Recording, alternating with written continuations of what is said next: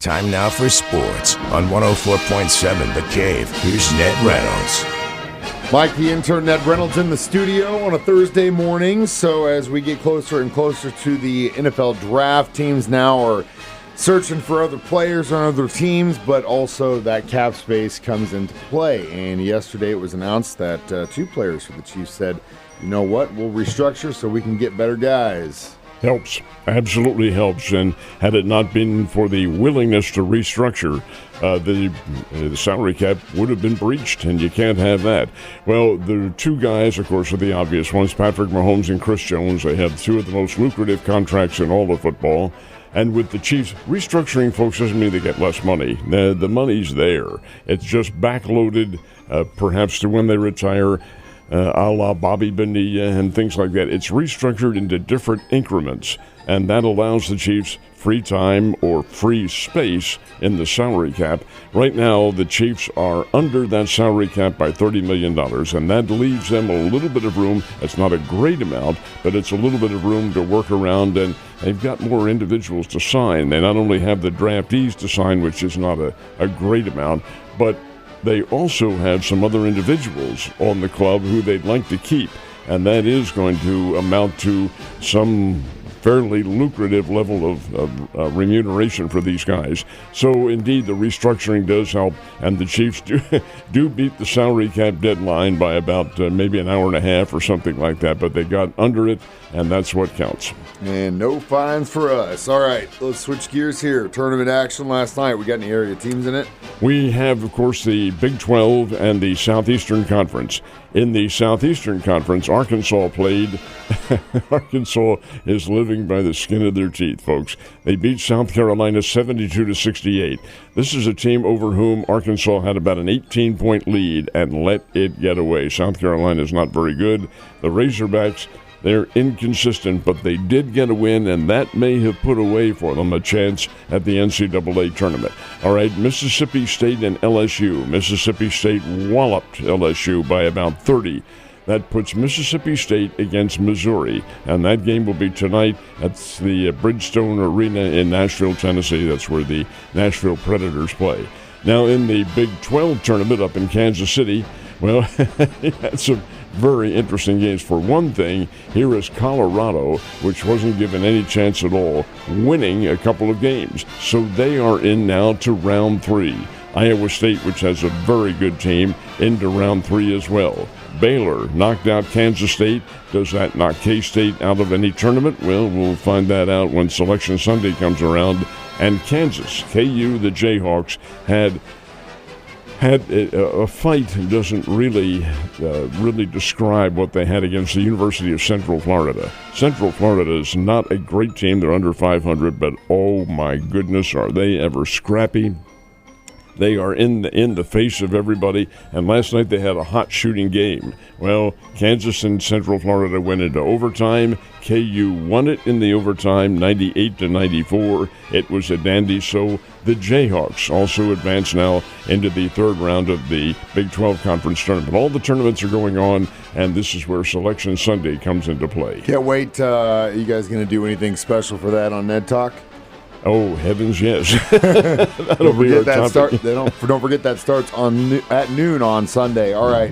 What about the state high school championships? What's going on with that in Columbia? Well, the Class 3 games and the Class 3 semifinals were on the schedule for yesterday, and the Fairgrove girls, who are very, very good, won big. They knocked off Lone Jack 55-22. Thayer did play. They played something called KC Legacy. I'm not familiar with them at all. I think it's a new school, but the Kansas City school won at 56-49. So Fairgrove, the Fairgrove girls, the Lady Eagles, go into the championship game, which is tonight at 6 o'clock, and they will play one of the big state powers, Principia from St. Louis. That will be a very difficult game. Later on, you get Chadwick and Walnut Grove and Wheatland, Norwood playing a Skyline. I mean, there are a lot of games to go. This is 1, 2, and 3 up in Columbia. 4, 5, and 6 play next weekend. And yesterday, kind of a scary situation for my boys in blue and white down in Arizona. I'll let you go through it. Well, we don't know how scary it is. We hope it's not, but we'll find out. Bobby Witt Jr., of course, is the hallmark of the Kansas City Royals. He's the young player who has really catapulted them into playoff availability and probable playoff berth this year. They're a good team. Well, he's batting in the 5th inning yesterday in the exhibition game against the Seattle Mariners. He gets plunked on the forearm by a pitch. Well, that's not good. He says that he wanted to stay in the game, and the trainer said, nope, you're out. And that is because, obviously, when they digitalized, and that's what you do with the finger feeling, so to speak, you digitalize the injury.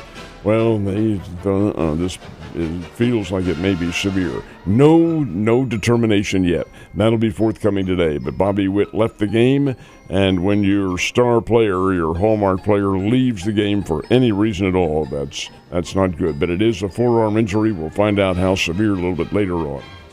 Word on the street was he was carrying his own bags after the game, and tweet last night, it's not broken. So that's... If it's not broken, that's a big deal. Yes, so we should be good to go, hopefully. Missouri teams did get to play, though. Royals without Bobby Witt Jr., how'd they do? Scored 4 runs in the 9th inning and beat the Seattle Mariners 7-6 yesterday. This Kansas City team is pretty good, folks. They, of course, they have a history of playing well in the Cactus League. Well, they're playing well again this year, but they're also forming a very good starting 5 and starting 9, starting 5 as far as the rotation is concerned, and they're playing quite well. So a win for the Royals, not such good news for the Cardinals. They got beaten by the New York Mets 2-0. Cardinals pitched well in this game, but their offense produced only 2 hits off 5 New York Mets pitchers. So maybe the hitting will come around. We'll have to wait and see. Got the pro tournament happening where this weekend? This is at Ponte Vedra, Florida, and this is a big one. This is what the pros like to call their 5th major. There are 4 major tournaments. Well, this one's number 5. It's the TPC, or the Tournament Players Championship. They play it every year at Ponte Vedra, and it is it is demanding. I know you're not a golf fan, Mike, but this is the golf course on which they have the the showpiece hole, which is out in the middle of the water. And there's you get to it by a little peninsula around, but to get the ball on the green, you have to traverse quite a bit of water. And, of course, the balls they don't usually because these are pros, but they end up in the drink every so often. Anyway, it's a very tough course to play. All of the big names will be there. This is a $20 million purse. The only one not playing, and Tiger Woods had planned on being in the TPC, but he won't be now with his Achilles tendon injury. Anyway, all the others, including Scotty Scheffler, will be playing. They tee off. They're probably teeing off just about now, as a matter of fact, at Ponte Vedra. Who you got your money on? Not going to do. All right, I won't push you. No chips on this one. You have a good day. I'll see you on Friday.